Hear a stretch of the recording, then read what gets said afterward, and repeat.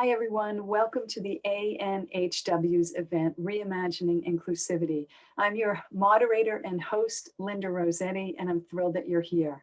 Our recording from Saturday's event, June 5th, had some troubles. So what is to follow is a slightly excerpted version of a terrific conversation on inclusivity and how it is expressing itself both in workplaces as well as in society as a whole. We bring this today to you from the ANHW, which is a group of volunteers from around the world. Nothing like today's event comes together without the enormous contributions of many. So I'd like to thank the ANHW board, as well as our chapters and DSGs from around the world. We're excited that you're here. And let me start by introducing you to the three terrific speakers who joined me for this event. The first is Melanie Collins. Melanie is the Chief People Officer of Dropbox, one of the darlings of the internet era. Melanie is an extraordinary leader who has brought new thinking about people and strategies on people to Dropbox as well as elsewhere. She joined Dropbox after a history of people strategy at Apple, as well as GE. Melanie, we're thrilled to have you with us today. Second, I'd like to introduce Kara Helander. Kara is the DEI officer at the Carlyle Group, a private equity firm. She joined Carlyle after being with BlackRock, another one of the largest, in fact, private equity firms on the planet. For those of you who are unfamiliar with that genre, private equity firms own in part or in whole companies around the world. So the work that Kara does with the Carlyle Group amplifies across many, many companies. She also is somebody who initiates conversations with diverse groups of people to try to bring new thinking to inclusivity. And I want to make sure I get it right, so forgive me for reading. She's the founder of the Science of Diversity and Inclusion. It's a coalition of top companies who come together, as well as behavioral scientists who come together and really think about what it means to create environments of inclusivity, broadly defined. So Kara, we're thrilled to have you with us. And last but certainly not least, Dr. Debbie Stroman.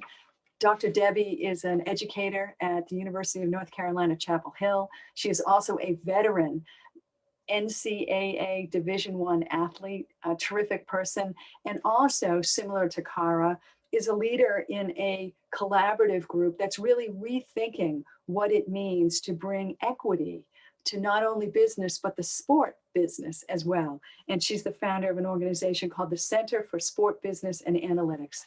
So Dr. Debbie, we welcome you. I would like to get this part of the conversation underway with a question, and that is, we've talked about inclusivity and what it means, but what have you done in terms of tangible activities in the workplace or broader in your work that we can look to that you think are terrific expressions of how to make commitments to inclusivity come alive? Kara, we'll go to you. An essential skill of a modern leader. And that's what we want to see in our leaders here. You know, one of the other things that we've done is we changed our promotion process to make it more objective. You know, we have revamped our entire recruiting process to bring in some of the insights. You know, this is where my work with the behavioral economists and other behavioral scientists come into play, but you know, key changes to those systems that lead to better outcomes. You know, and some of them are actually fairly small changes, but make a big difference in terms of the kind of objectivity and the robust quality of those decisions. You're moving from gut feel to really much more systematic and you know, evidence-based assessment of folks. Those are hard switches to make, as you've rightly pointed out, but so powerful when the desired behavior can be observed, and then we reinforce it with pay or promotion, right? You know, those are when some big changes can happen. And we just recently announced a big systemic change, which is that again, we are tying, starting with our CEO. Progress in diversity, equity, inclusion will inform compensation. You know, our board said to us, this is important. You know, you pay for what's important, you recognize, and so we're making that very tangible. Fantastic. Thank you for that. And my suspicion is Dr. Debbie will have a thought or two about some more tangible things that either she's doing or some of her clients are. I wonder if you might want to add to this. Absolutely. And thank you to my fellow panelists for sharing the work that they're doing. My work is to help corporations, to help nonprofits, to help educational institutions actually do the work. There is no doubt that we need education. People are getting all these courses and, taking different bias quizzes and things like that. But how do you make it come alive? So my work is focused on the application. And so I work closely with many senior leaders in different organizations as how do you make this come alive for your employee force that could be 5 people or it could be 20,000 or more. So my consulting work is called, in this space, is called Race Realities. And one of my, I guess you could say, starter presentations is a model around awareness, understanding, and application. And so I start off by doing some work around language, because I think that's really where we get stuck a lot. So for example, the word ally. I'm not one who uses the word ally because in our society, we tend to think of ally as someone standing behind you or beside you. And in particular, when we think of ally, we're thinking about white people. And we need white people to lead. And so respecting the word ally, I use ally-leader, be an ally leader, right? Or just you be a leader. I think that that's an example. And there are other words like using the word privilege. We don't use the word privilege because there are more white people who are low income or poor in this country than any other racial or ethnic group. And so when you're trying to call people into this work, not call them out, but call them in to, especially as a white person you don't know, to mention white privilege, most of them are going to shut down. How dare you? You know, my parents didn't have anything. My ancestors didn't have anything. But what all white people have is relative advantage over BIPOC. They have relative advantage. So that's another way to call people in. Speak of their advantage. Now, I imagine that most people on this Zoom call have both. We've got privilege and advantage. We know where our next meal is going to come from. We know we can get in our car or call an Uber. We know we can put on our air conditioning or our heat. But again, when you're speaking to people that you don't know, don't lead with advantage. Speak about privilege, don't lead with privilege, lead with advantage, but understanding that there are some people who have both. So I have a language piece. I do the awareness, the understanding, the history piece. I go back and talk about different parts of our history that made a difference. And then I go into the application where I talk about culture, because really this is what we're talking about is culture change. And so talking about what is white culture, what is culture that affects brown and black people. I also think that it's important when we talk about the individual, ask people to do more study. And this is, I'm talking about on an individual basis. This isn't necessarily being in a book club, although I find that can be helpful as well. But do your own study. Look at the primary resources.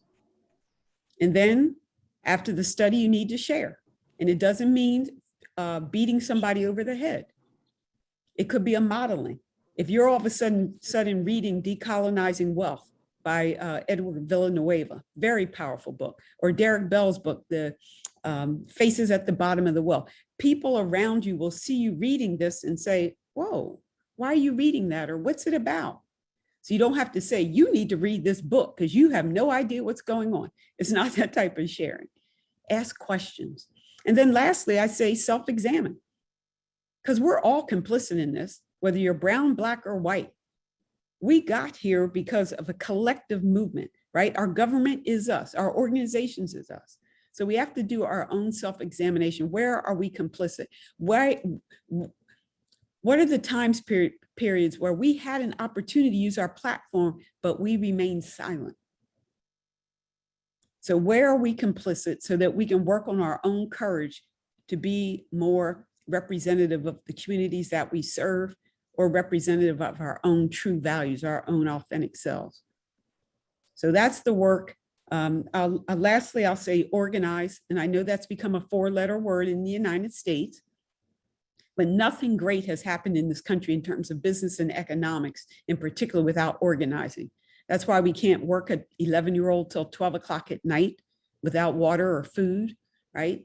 That's why we have benefits at our organizations, because people organize. And so I'm a big supporter of the NAACP, which was started by white and Black people. And then an organization that I always lift up when I get the chance to speak to white people is SURGE, showing up for racial justice. Now, this isn't for the white people who aren't ready for this. These are some white folks that are serious about making a difference with justice. And there's chapters all across the country. So I salute them, I support them. It's called SURGE, showing up for racial justice. Thank you. And again, the collective response from the three of you on that question is so enormous. And Debbie, I take so much from your comments, particularly your focus on vocabulary and how powerful our words can be, both working with us and against us in so many different contexts. So I want to play off on the people who are on this call, right? Because many of us exist in organizations that may not be as advanced as all of you individually in the organizations with whom you're a part, right? What would you say to those of us who exist in an environment that may not quite get it or is trying to reach for it? How can we be informed individuals, advocates, maybe even leaders in organizations that are reaching but don't quite have their beat yet? Cara, maybe you can kick us off on that. Yeah, I mean, I think I love the notion of leader that Dr. Debbie just talked about. And, you know, one of the things that I focus a lot on with our folks is, you know, we talk about sort of the model for action, which is like, first is awareness. Like at the core, the center of it is awareness. And so that's being open to understanding others. That's understanding history, understanding the current context. It's all of that. And then once you have that, it's really thinking about what are the actions you can take in your day-to-day? What are the actions that you can take to change systems, again, that are within your sphere of influence?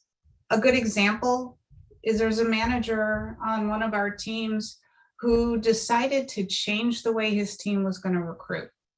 You know, he rewired those systems to be more inclusive, to be more effective at bringing on a range of people. And then it's really thinking about what's in our broader sphere of influence. We've got a team that does big infrastructure projects. And one of the fund heads, this is someone who leads one of these teams, has made it his own personal objective that any of the service providers that they work with, that they hire for these projects, be it construction, be it PR, be it government relations, he's going to ensure that he's got a diverse team working on that project. You know, so we can all take, you know, I think it's a step of educating yourself, reflecting on what you can influence and what you can do. And, you know, and in an organization, I encourage you to use your voice. Don't be quiet. You know, make change in your team or in your group, but also advocate for change more broadly. Perfect. Thank you, Cara. And I think we've heard a lot of some ideas already from Dr. Debbie. But Dr. Debbie, can you crystallize it even more for our listeners so they can take appropriate actions in whatever role they serve within their organizations? Well, one thing I definitely recommend is organizing, because you can't do this and be a lone wolf, because organizations will work to marginalize you, to ostracize you, or to remove you. So that's why it's important to organize with other people in your organization who believe in love, justice, authenticity, equity, inclusion, all of that. So please organize with others. Just don't go out there knowing that what you're talking about is right, fair, and true. But again, our systems are not built to support you. Now, thank heavens, we're seeing many more leaders like my fellow panelists who are taking the lead and using their platforms to say it is okay to do this work in your organizations. But in terms of my personal work, maybe I'm not the person for this because I don't work with people where I have to convince. I think there are so many people in this world, in the United States, who want to go deeper and who want justice and who want humanity. So that's why I spend the bulk of my time with.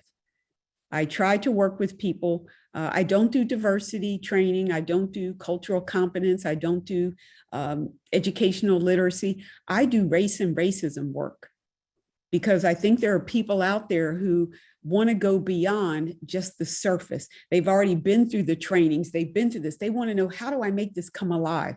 How do I make sure when I show up in a meeting, I'm not offending anyone? How do I lift up someone who needs a sponsor versus a mentor? Right? Mentors are important, but a sponsor, someone who's at the level that you are not and will look down and identify you and your talent and your brilliance and say, you need to be up here with me. How do we create more sponsors in organizations? That's where my space is. I never turn my back on anyone, but generally I try to focus on people who are ready to do the real work. Yeah. I love it. And I love the fact that you can find so many who want to do this work. And trying to upwell, get people to sponsor upwelling of so many individuals. I'm cheering. Melanie, I don't want to miss the opportunity to let you respond to this. And then we'll have one more question. I'm cognizant that we're talking a lot. This is an enormous subject. We'll have one more cycle of questions, then we'll get to breakout groups. But go ahead, Melanie. Yes, I still have the chills listening to Dr. Debbie. Thank you so much. I find you so inspiring. So, I think the way that I think about this in organizations is I think there are kind of like three pieces, right? So, and Linda, you'll love this first one. Bring data, right? Educate and accountability. And so at the end of the day in organizations, right, you can't hire or retain great talent without a commitment to inclusion, period, right? And I think in many organizations, this can be illustrated through data and information, right? So in tech, we get questions by almost all of our candidates about our commitment to diversity, our representation numbers, our social impact policies. Great candidates will not join if we do not have the right strategy here, right? So outlining even examples of great candidates lost due to a lack of attention here is a great data point. Another would be employee exits, right? Many HR teams run exit surveys or interviews where you can actually quantify how many cite diversity, equity, or inclusion as an issue or contributor as to why they've chosen to leave. Many organizations also run employee sentiment surveys, most of which have off-the-shelf questions that include diversity, equity, inclusion. Take a look at these scores, highlight those that are low, understand why. Highlight that, right? And look for external data as well. So highlight successful companies that have gone on record with innovative and inclusive policies and practices, and one step better, highlight successful competitors who are doing this.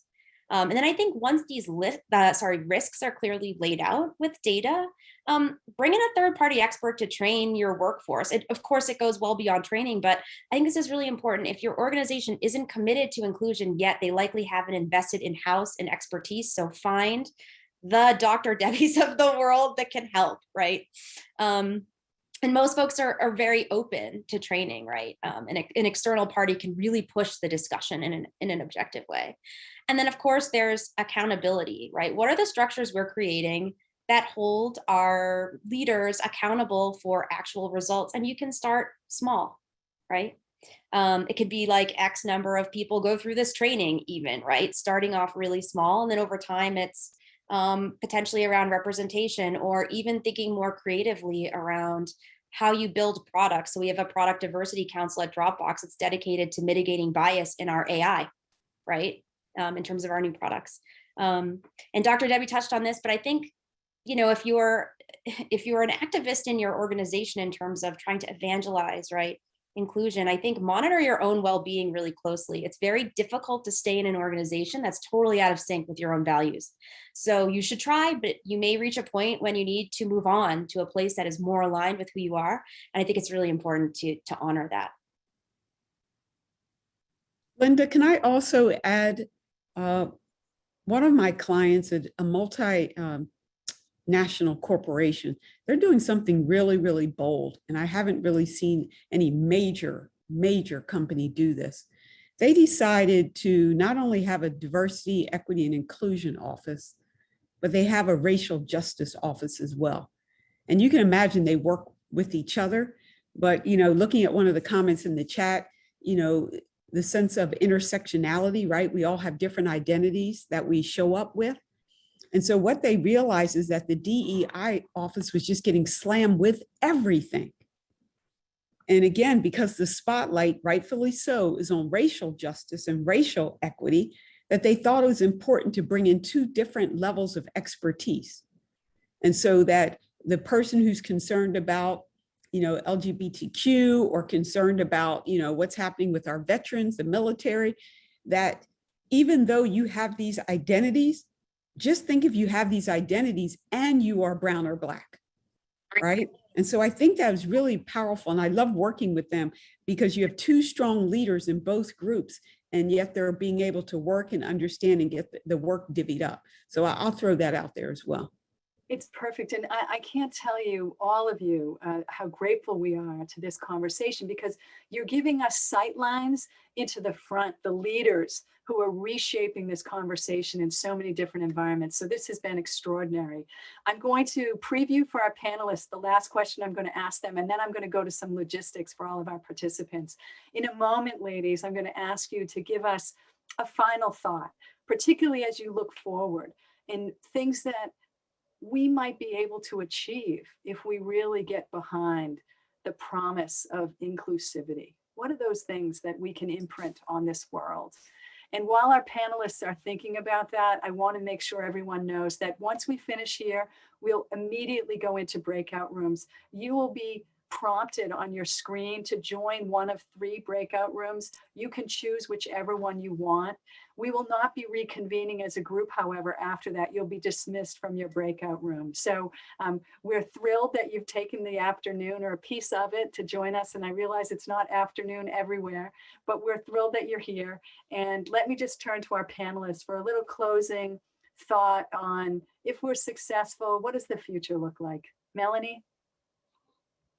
Well, I'm very, very passionate about this sort of next evolution, right, in talent with remote work. So for me, it's that the remote or virtual workplace that's been catalyzed by the pandemic will be the single most influential transition that opened up countless new opportunities for diverse talent in industries that were previously out of reach for many, right? Allowing us to operate in more geographical areas than before, giving us increased reach, and ultimately accelerating our collective organizations, not just progress on the diversity, equity, inclusion front, but positive impact to the success of our collective businesses and services as a result, right?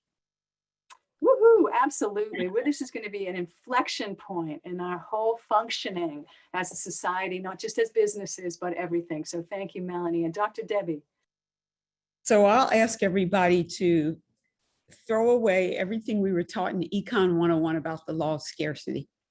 There is more than enough. Whether you look at it from a spiritual plane, the universe, our creator, our God, there is more than enough for everyone. So stay away from fear. Stay away from fear. And if you are white, avoid the guilt, the shame, and the blame. It's not about that. One of my concepts I go into greater detail with in one of my workshops is helping white people to understand that you should love all the advantages that you have. Love the benefits. Don't feel guilty about it. Love it enough that you'll want it for everybody, because everybody can have it. Love it enough so that you will want to work towards everyone having it. That's what it's about. But people who don't want justice, who don't want equity, who don't want inclusion, they want to trick you to think that you should feel bad about what your ancestors may or may not have done, right? Or did do. Don't fall for these distractions.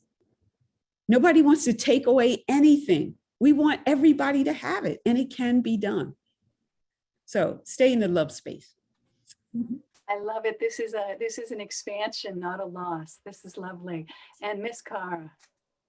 Wow, how do I follow up on that one? I think both of those answers are profound and important. And I'm going to add, I think 2 things really excite me. I think, as Dr. Debbie said, there are so many people who are not saying, should I care about this, but what do I do? And so that gives me a huge amount of energy and enthusiasm for the future. I think that we have new ways of thinking about how we work that, to Melanie's point, is going to open up the realm of opportunity and possibility for people. I think the other thing that I am excited about, and this goes back to some of the work that I do with behavioral scientists, with behavioral economists, with sociologists, with organizational psychologists, is I'm seeing just a huge amount of interest on the part of professionals, professors, researchers in those fields to do work to give us new insight into what really works. What are the changes that can be made that help to really help us create the systems and the structures that will lead to longer term, better decisions, more equitable outcomes, a more fruitful, thriving world. I don't think I can say anything more to add to that, right? A more fruitful, thriving world that embraces everyone. And this is the perfect pivot because your voices matter. We've obviously been blessed with the incredible wisdom of the ladies who've joined us today on the panel. But now we pivot to the part of the conversation that reminds each of you that your participation in this really matters today on this call and as you go forward. So I encourage you to stay with us for the breakout sessions. Our panelists will be a part of all of those. We welcome your participation, everyone. We thank you for joining the ANHW event today. Please keep your eyes open for our terrific programs in the fall. And it's all I can do not to say we're going to have these three terrific ladies back. So everyone join me in thanking our panelists. Hooray, thank you. And Joan, I'm going to ask you to make magic with our breakout rooms.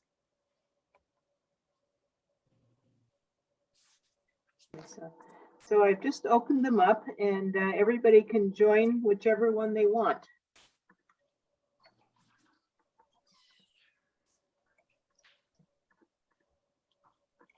Joan, is the idea they just click the room of the speaker that they'd like to join? Yeah, that's right. So let me try it and I'll join Deborah's because that's me. Yes. Perfect. Thank you, everyone.